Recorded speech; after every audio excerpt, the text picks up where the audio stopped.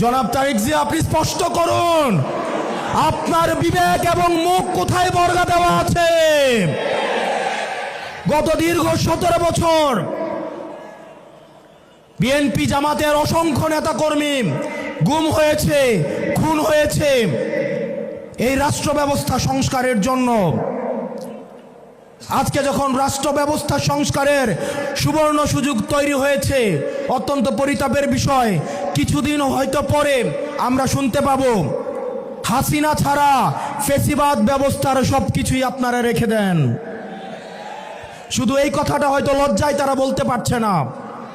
হাসিনা ব্যবস্থার বিচার ব্যবস্থা ভালো, হাসিনার পুলিশ ভালো, হাসিনার প্রশাসন ভালো, কেবলমাত্র হাসিনাই ভালো না।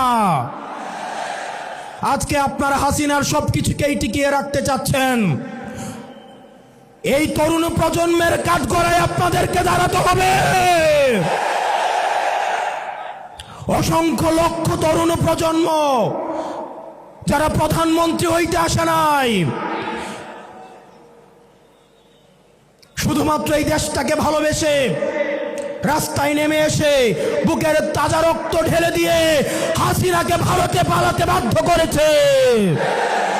যারা হাসিনার ব্যবস্থা টিকিয়ে রাখতে চাইবে, আমার ভাই আবরার ফাহাদের মতো, আমার ভাই হাদির মতো, আমার ভাই আলিফের মতো আমরা যুগে যুগে রাস্তায় নেমে আসবো ইনশাআল্লাহ।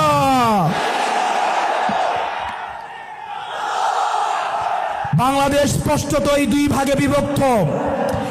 এক ভাগ গোলামীকে বরণ করার জন্য প্রস্তুত হচ্ছে, আরেক ভাগ আজাদির পক্ষে অবস্থান নিয়েছে। এক ভাগ ভারতীয় আধিপত্যের কাছে মাথা নত করেছে, আরেক ভাগ ভারতীয় আধিপত্যের বিরুদ্ধে বিদ্রোহ ঘোষণা করেছে। আমরা জানি আমাদের পথটা লম্বা, আমাদের এই লড়াইটা অনেক দীর্ঘ। আমাদেরকে আবার সুপ্ত গুপ্তর এই ধরনের তৃতীয় শ্রেণীর ভাষা দিয়ে আবার হত্যাযোগ্য করে তোলার ষড়যন্ত্র করা হচ্ছে।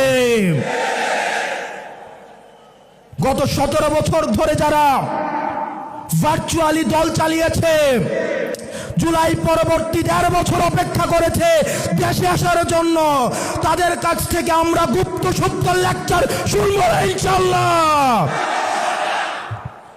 প্রিয় কুমিল্লাবাসী, আমরা আঞ্চলিক বৈষম্যের শিকার।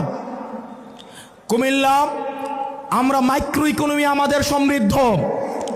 আমাদের রেমিটেন্স যোদ্ধা ভাইয়েরা বিদেশে মাথার ঘাম পায়ে ফেলে কুমিল্লার অর্থ